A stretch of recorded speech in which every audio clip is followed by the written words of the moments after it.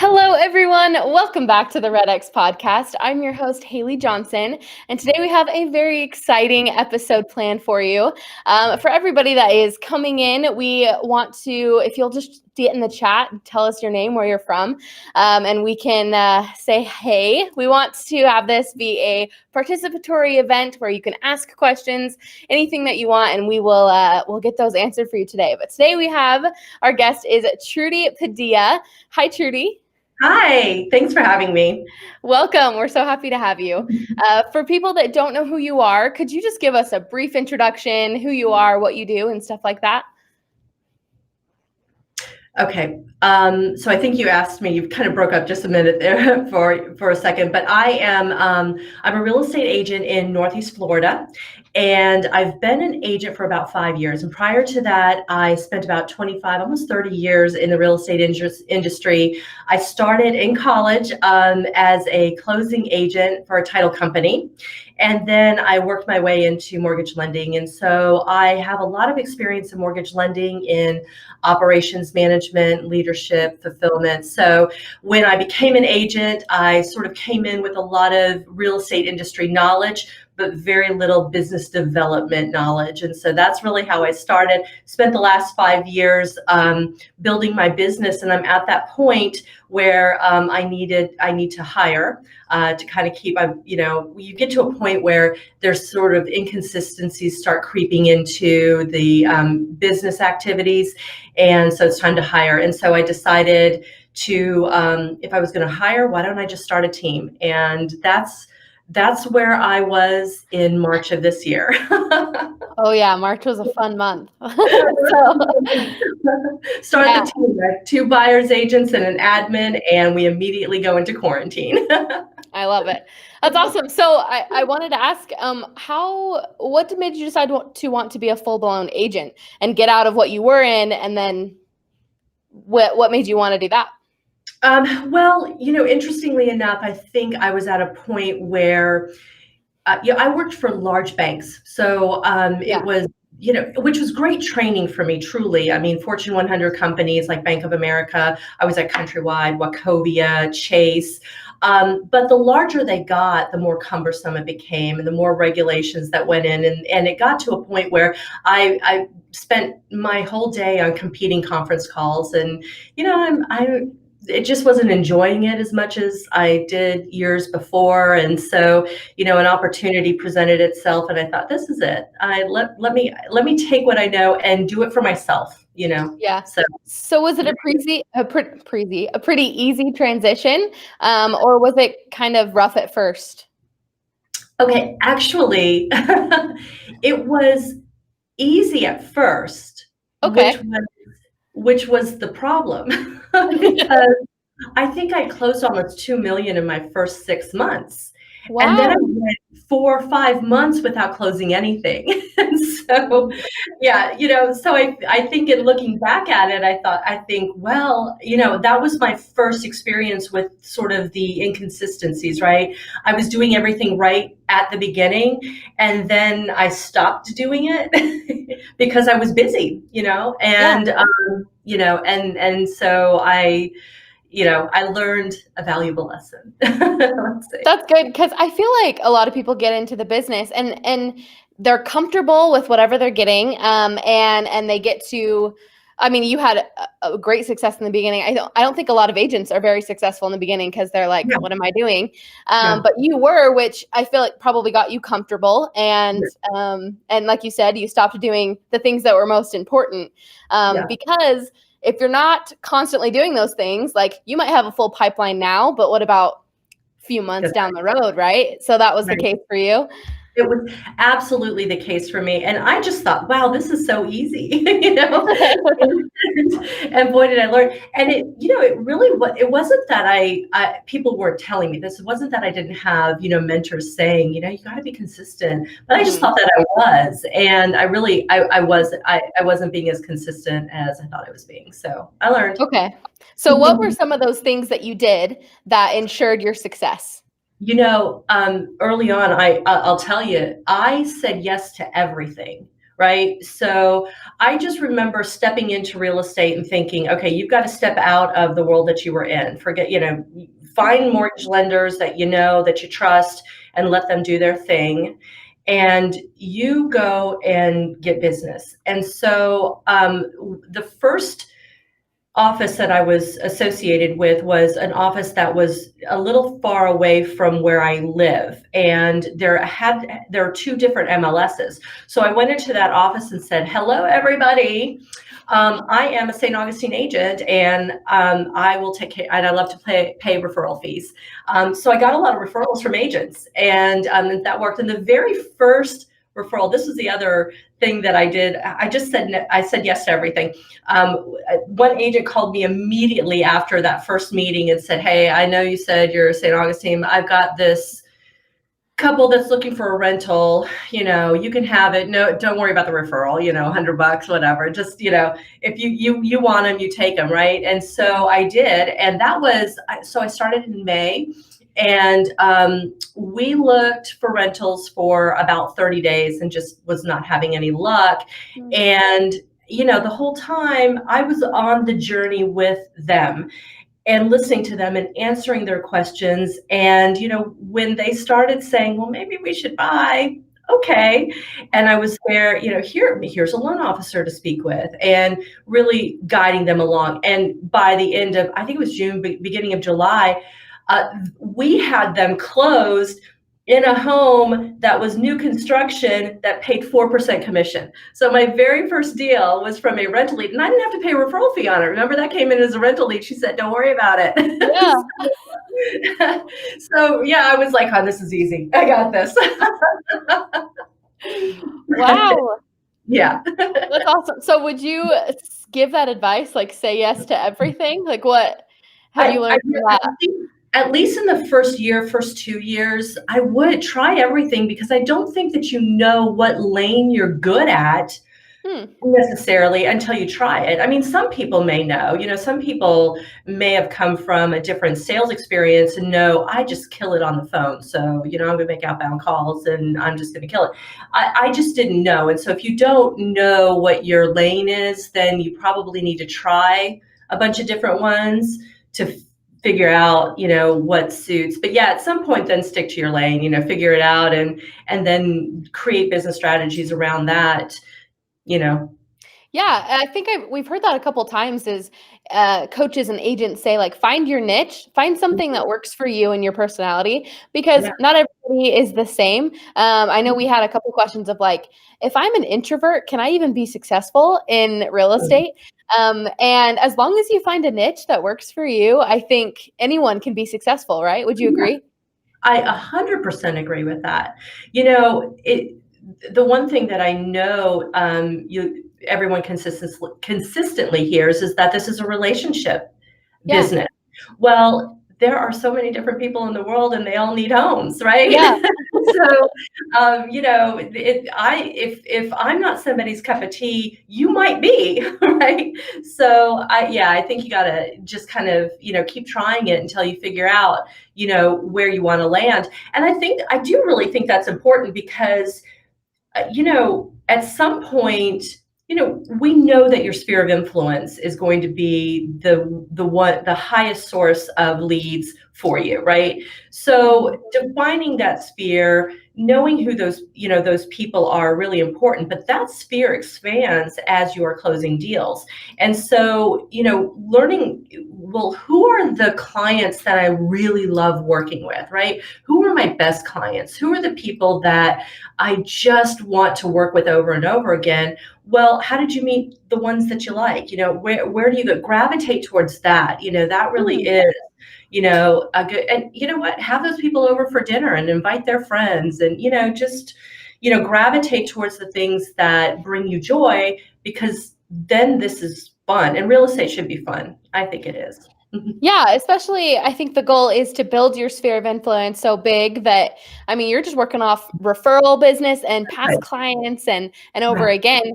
And so if you have a database full of people that you like, I mean, that sounds like a really good job to me. Just talking to my friends all the I time. know, and that's what I always say when we talk about quarterly call, and whatever plan you have. I mean, there's a bunch of different ways to approach reaching out to your sphere. But whatever Mhm. that is, trust me when I say to you, when your sphere is full of your friends, this is not work. I mean, you're texting, you're emailing, you're calling, whatever, on a regular basis. You're hanging out with them, and so when they pop up as quarterly, you're like, oh, well, I talked to them 2 weeks ago. We just went out for lunch or whatever, and it's fun. And the other thing that I think, I told you I wrote down a kind of a list of things to make sure that I bring up. With that sphere, really with everyone that you hope to attract, you want to remain top of mind. Again, there Mm. are so many different strategies to do that, but whatever you do, stick with it, be consistent, stay top of mind. You'll never have to bring up real estate ever, ever. When they see you, 100% of the time, there's never been a time where I walked into a party or at dinner or lunch or whatever, where one of the first things is, how's real estate? How's the market? What is it, it always comes up. It always does. And you're never the one who has to bring it up, ever. So what are some of those things? Like for new agents who are listening, a lot of our audience are new agents, solo Yeah. agents trying to get their feet wet in real estate. What are some specific things that they can do to stay top of mind that you've done that has been successful? Yeah. So I work, I'm a Keller Williams agent. So we have a really great system that we use that helps us sort of reminds us, hey, stay in touch, right? So that system will include phone calls. So it'll kind of remind us on a quarterly basis, hey, have you spoken with this person? It's been about 3 months, right? We'll also send out maybe postcards with coupons on them. So it's Mm-hmm. not real estate related, but it's something that has my face and my name there, and right. I love using magazines. So I send out bi-monthly, I send out a magazine that has a great sort of stories that are maybe like loosely real estate related, like maybe architecture or Design. yeah, Yeah. exactly. And then they have like these really cool recipe cards in there, and I can custom the recipe if I want to. And I mean, Oh, and that's cool. there's fun things that you can do with that. And then, about once a month, I send out a market update so that they know, hey, by the Oh, way, I am really serious about real estate. Like I really know what I'm talking about here. right. But the rest of it is just kind of fun. Also, do 2 customer appreciation events a year. Mhm. So again, that's fun. This is all just designed to be fun. None of that is work. I hope none of that really sounds like work, because it's not.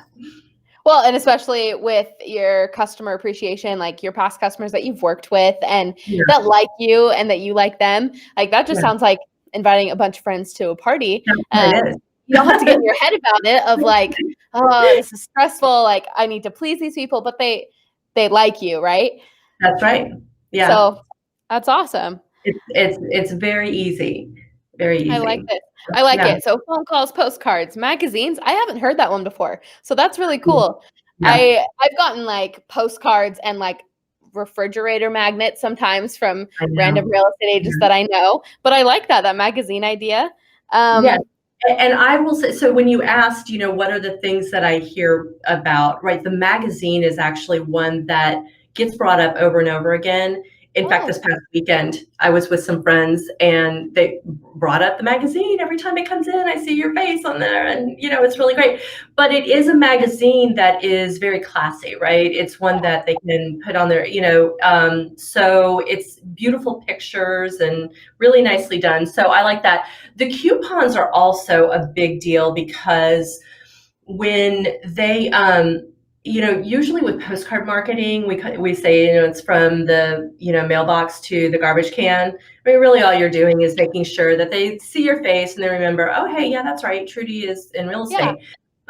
But when there's a coupon, they usually do put it on the refrigerator. So, I love the things that I think are adding value, right? Am Oh I yeah. doing something that's bringing value to my clients, to my friends? And so that's really the direction that I try to lean in with my marketing. I love that. I love Mhm. this. So, and you mentioned that you give people a call after it's been a while. What do those Yeah. phone calls look and sound like? Like, are you just asking them how their life is? Are you bringing up real estate? It's 100% what is going on with you, Yeah, and it's really interesting because I see people sort of struggle with that, and I think this is the easiest thing ever, because especially when it's your sphere, there's no way that 3 months go by and there isn't something to talk about, right? totally. Especially for social media, and we can see what's going on in their life. But even if it isn't that, okay, it's been 3 months the last time we spoke, your dog was really sick. Hey, how is, your dog doing? Or, I mean, Yeah. that's the way the phone call goes. It really is. If I'm doing a really good job of keeping top of mind that I'm a realtor, I don't have to bring up real estate ever. I just want to stay connected with my friends. As long as I'm connected with my friends are going to be connected with me. NAR, I think NAR did a study, and I don't know how long ago it was, but they said, 80% of buyers use the first or second realtor. They never get beyond two realtors, so Mhm. with that in mind, you've got to be top of mind. You've got to be Right. in that, that the position of them going, okay, I need a realtor. Who should I call, right? And if they don't know a realtor, then they're just looking on the internet or wherever. So you want to be that person that they're saying, oh, realtor, Trudy, yeah, that's it. That's awesome. This is Yeah. great. I love it. Something I kind of want to get into that kind of goes along with all this like marketing and strategy and Mhm. stuff is you mentioned that you learned a lot of business development when you got into real estate. Mhm. And I want to talk about that, like making a business plan for people because people Yeah. might just go to business and kind of fly off the seat of their pants and, oh, when's the next deal coming in? And focused on the next instead of really having a solid strategy. So how did you start that? And So for me, it was really natural because Mhm. again, I came from the banking world, right? Yeah. Where we always had to have a plan. And so, I really learned early on how to have a plan, how to manage a budget, because I was doing so. That was part of my job, right? I was held accountable to that. So moving into this world, it was a little unnatural for me to look around and see that all of my peers who are business owners, right? We're all small business owners, didn't have a plan, Mm. truly. Sometimes you would ask agents, well, how much are you going to do this year? And they were like, well, I'm hoping I'll do blah, blah, blah, and you're thinking, you're hoping, don't you know? you know, like, what is that? And so, I started out, I will say my first couple of years, my business plan, I had a plan.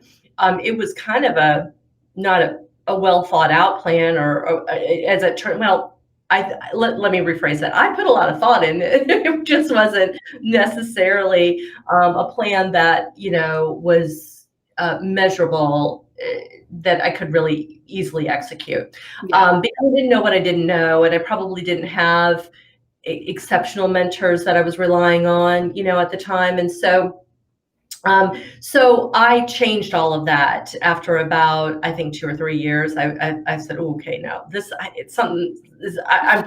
I'm right. I'm consistently doing what I've always been doing in the Mhm. past. I'm not growing. So how do I, Oh, how yeah. do I get to the next level? And so, so having, getting a mentor to kind of look over my business plan was really huge, and saying, Mm. you got to tweak this. How are you planning on doing this? So having measurable goals and having, I'm a big person and actually, if you look here, I literally, that's my business plan on my wall right Oh, there. Like, that's awesome. literally have it right up there. And so I can revisit it, regularly. Like, okay, so I know what that looks like. what I need to do daily, what I need to do weekly, what I need to do monthly, and so on and so forth. And so when I'm not hitting those goals or those marks, then I know that the goal is in jeopardy. And even more important now that I'm moving in, this team where I have people with that are relying on me to meet their goals, and could get paid. So, knowing how I'm going to execute is really important. So, yeah, I think that that's a huge thing for all agents, but especially new agents. The goal in the beginning might just be, I want to close 5 deals. That was my first goal. Was ridiculous. I think I'm not even going to say what it was, but it was. I remember my broker at the time going, really? I was like, yes, I'm gonna go do it. And after the first 6 months, I was like, see? And then it all I mean, realistic, like you said, measurable goals. Because if you create something, I mean, this is why New Year's resolutions are always so hard, because we make like 30 of them, first of all. And I'm going to go to the gym every single day, even though you haven't gone to the gym in years, right? That's like impossible. And you're not, the second that you fail, or the second that you don't measure up to those goals, they're out the window. And then next year rolls around for New Year's resolutions, right? Right. So I like that. So in your business plan, you have your goals. Is there anything else that you make sure to get there, like your statistics, or is it always like a number that you want to reach, or what does that look like? Well, yes, and yes. So it's a little bit of all of that, right? So for me, agents do their business goals a little bit differently, and depending on, what niche they go in. A lot of times what agents will do, and I think that this is actually good, is, decide, well, I want to work with this many sellers and this many buyers, right? And then they create strategies around attracting buyers and sellers and how they're going to do that. Like, I a little bit different in that, I work with a lot of investors. So I have strategies around investors, and I have strategies around just general, buyers and sellers. And so I track my numbers. I know my numbers. That's another important tip. Know your numbers, right? When you're sitting in front of a seller or a buyer, you should be able to tell them, this is what, my conversion rate is, how many, and it's not about the number of units that you do, it's about how you bring value to the client, right? Because if I do 100 units, but my list to sale ratio is 90%, and is that value, right? Depend per seller, right? Maybe not. Mine is 97%. So wouldn't that be more important than to the seller than, that I sold 100 units or, last year, right? Yeah. So I think, being able to express this in how you bring value. So for me, I really do look at, okay, this is where I performed the best, right? So I can tell you exactly how many came from my sphere of influence, how many came from past clients, how many came from realtor referrals, how many came from open houses. So, tracking your numbers helps you write your business plan every year, right? So that way, you also know where to spend your marketing dollars. So now sometimes it's a little bit harder to track things like magazine ads or, things where, unless you're asking every single time you get on the phone, right. Like, where did but social media, it's a little bit easier to track that, where they've come from. But knowing your numbers really can tell you where to spend your time and your money. That's awesome. Yeah. I've heard that a lot from like people that make lots of money in real estate, is they're like, numbers, track your numbers. Because if I know, easy numbers, we'll say I want 5 listings this month.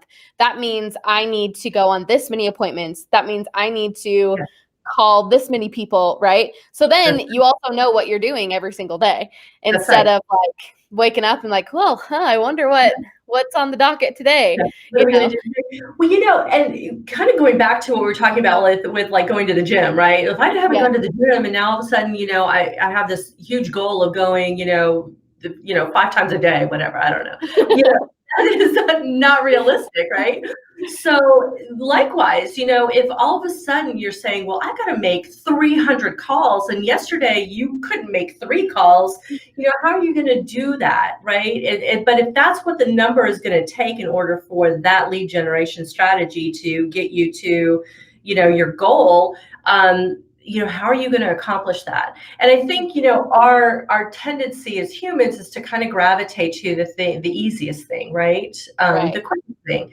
And so that's why I think, the sphere of influence and kind of attracting the people that we're naturally gravitating to becomes easier, right? I'm less likely to have call reluctance with somebody that I know or that is a friend of a friend than I would if it's just a blank name on a page. But it's So also like if social media is something that's really easy to someone because it's easy, you just post and you don't have to like say anything crazy. But like you said, if you know your numbers, and social media isn't bringing in that many leads or anything, but when you get on the phone and you're crushing it, and maybe that alternative is harder, but because you know your numbers, oh, I'm making a lot more money in this aspect, so that gives you a lot more motivation to do the hard things, right? Absolutely. Yeah.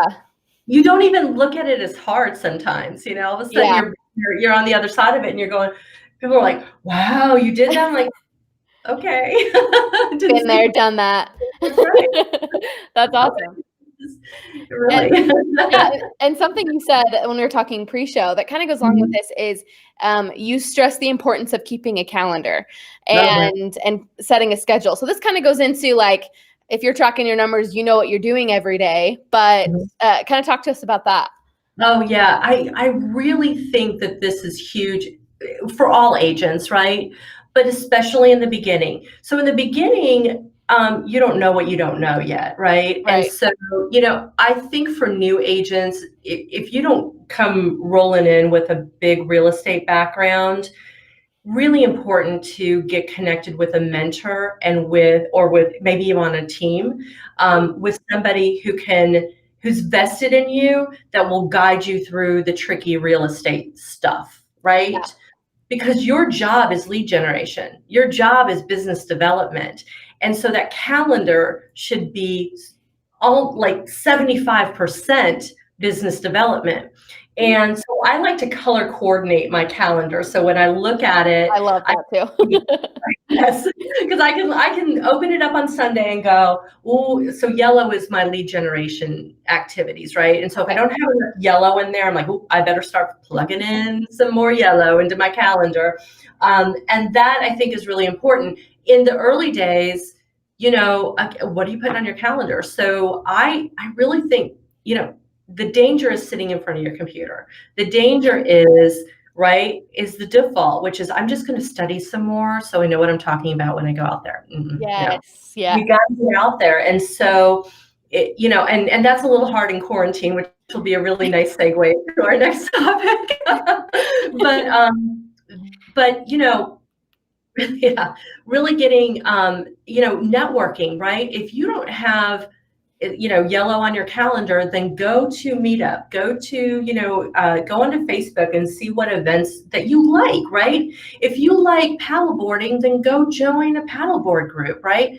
Paddle boarders need homes, right? Yeah. If you like sailing, if you like gardening, if you like, it is true. There are people in all of those groups that will need to buy and sell homes. So, and you don't have to go in there saying I'm your realtor. You're going in there because this is something you like to do, and you're increasing your sphere. This is how you're networking and getting to know people and increasing your sphere. And the other thing you can do, which I think is really huge, is attend every broker open you can attend, whether it's virtual or not. And even open houses. If you aren't showing property on the weekend, or if you aren't hosting an open house, then go to the open houses, right? Getting to network with other realtors is huge. Is already, my top 3 lead generation sources include realtor referrals. Wow. So, and that is, and by the way, when you get a referral from a realtor, that's a pretty good lead, right? Right. And a referral fee. That's a really, in most cases, they very rarely do they not come in already qualified and ready to go. Those leads are usually coming to me because they've got a house that just sold. So there's a huge sense of urgency on getting into, the next home. Or so realtor referrals are great, and networking with other realtors is a huge part of that. Also really important because they're getting to know you. And at some point, hopefully, they'll be on the opposite side of a transaction with you. And I have, including this year, won a number of bidding wars because the agent on the other side knew me and trusted me, right? It's not Wow. it doesn't do them any good to go with necessarily the highest bid if you're not really sure that that's going to close, right? Yeah. And so there have been times where, and this has happened within the last 45 days even. So networking with other agents is super important. And, so going out there, that's not a waste of time. And you're getting to know neighborhoods, you're getting to know properties, you're getting to know, agents love to talk. So you're going to learn a ton of stuff by networking with other agents. So That's so cool, because I haven't heard that very often, to go spend your time talking to other realtors because they give you the best leads. So that sounds like really good use of your time. And that's so smart, because they'll be on the other side of a transaction, and then that's awesome. I love that idea. That is so cool. It is fantastic. I'll tell you, another thing that a broker taught when I was first started, he said, so here in Northeast Florida, we have so much construction going on. And so it's real easy to go to model home parks here because there are so many, we have neighborhoods that'll have model home parks with 12 model homes and 3 or 4 different builders, right? So that's what he would say is go to the model home parks and get to know these builders, right? The builder reps, right? Get to know the homes. And so I did that. And what's really cool about that is, I got to know the builders, right? So when there's this home that I know my buyer would like, but they don't have one in this neighborhood, so call the builder rep. What are the other neighborhoods that you have them in, right? Mm-hmm. Right. Also, you walk into the model home park with your buyer and they're all, Trudy, how are you doing? Right? I mean, you think your buyer's going, oh. It just sounds like you're making relationships with the right people at the right time to really make your job easier and more fun, honestly. And fun, yes.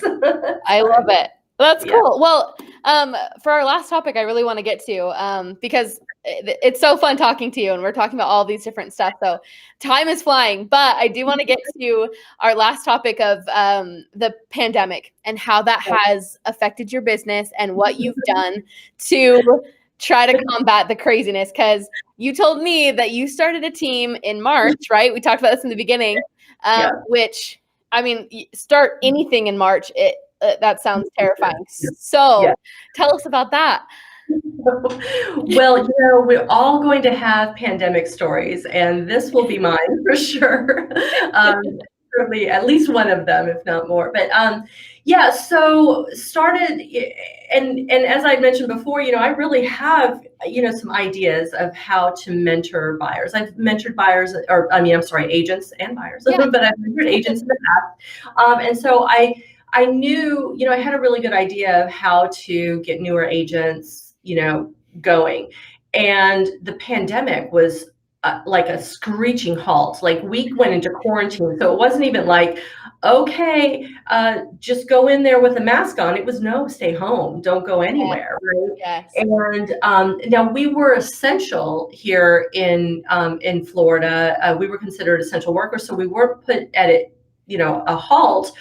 But it certainly impacted things. I mean, there were no open houses. There weren't, showings were very challenging, and buyers. We do a lot with buyers from out of town.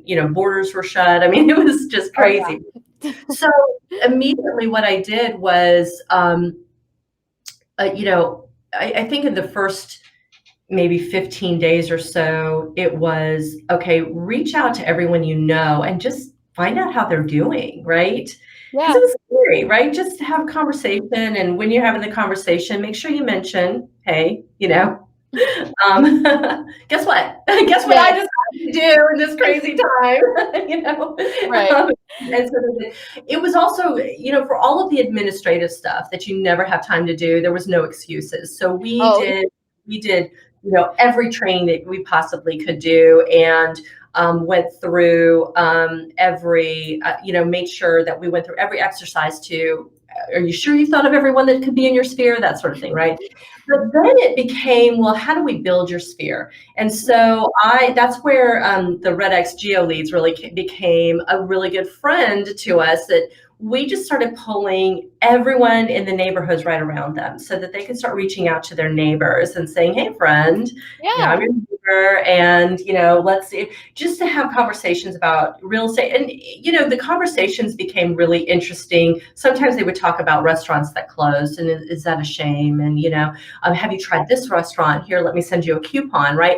You can start these conversations that have nothing to do with real estate. No, but oh, by the way, you know what? Would you mind if I added you to my email list so I can keep you, in touch with other things that are going on in our fabulous neighborhood?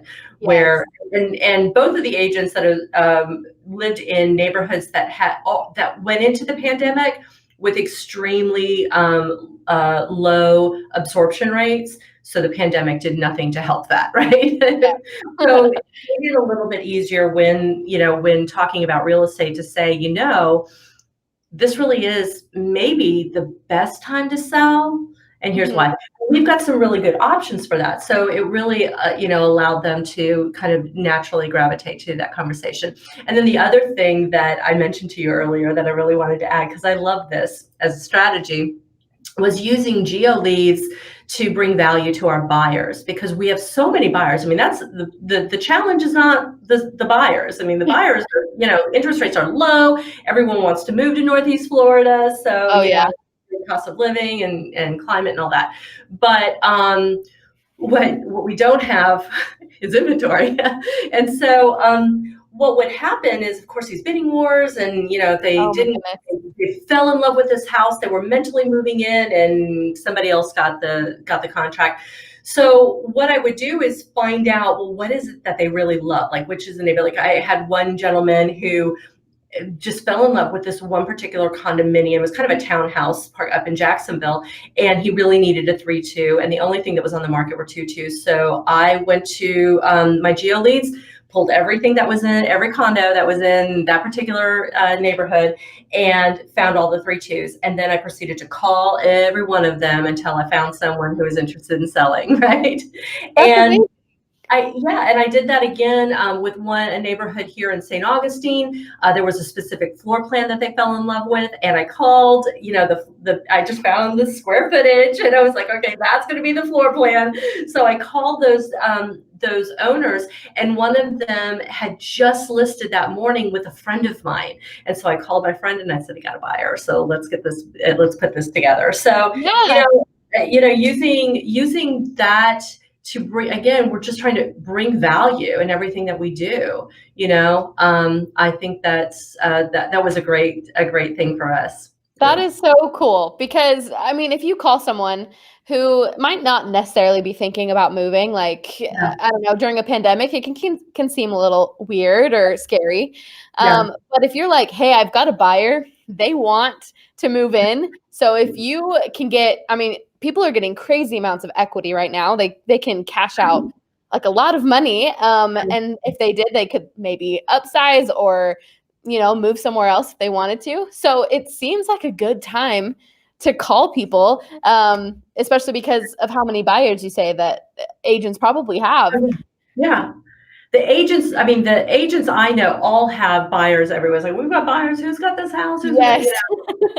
just don't have enough inventory. And so anything we can do to increase the inventory. I have to tell you, my favorite thing that I've heard recently is that sellers don't want to sell because they have to buy in the market that they're selling in, and so Yeah. they well, let's wait because, next year we might see the market, maybe not as aggressive as it is right now, right? So they're buying RVs and taking a gap year. I really think we're marketing that actually. That is really cool. Salesman, yeah. Something that you wouldn't think would be happening, but I mean, in these times, sure, why not? So I love it.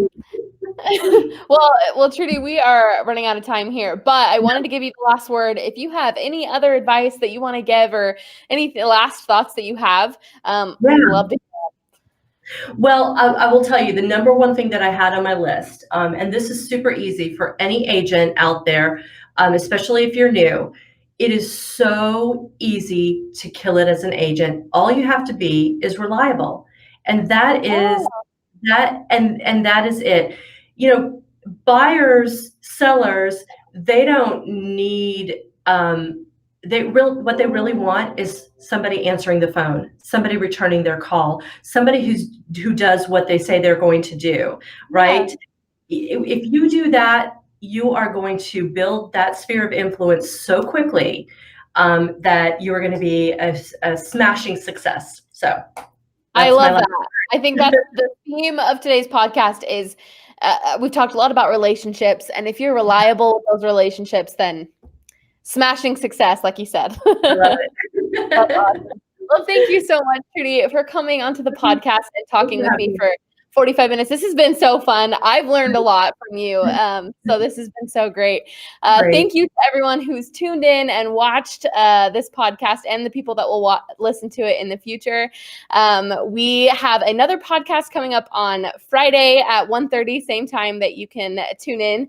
And if you also want to continue these kinds of conversations about how to be successful in real estate, there's two places that I want you to go. You can go to the REDX forum if you're a REDX customer. And customers talking about all sorts of things that are helpful there. Or you can go to our Facebook group. It's REDX Elite Prospectors Group and ask to join there. And we've got some great conversations going there as well. But again, thank you, Trudy. Thank you, everyone, to tuning in. And we will see you guys Friday.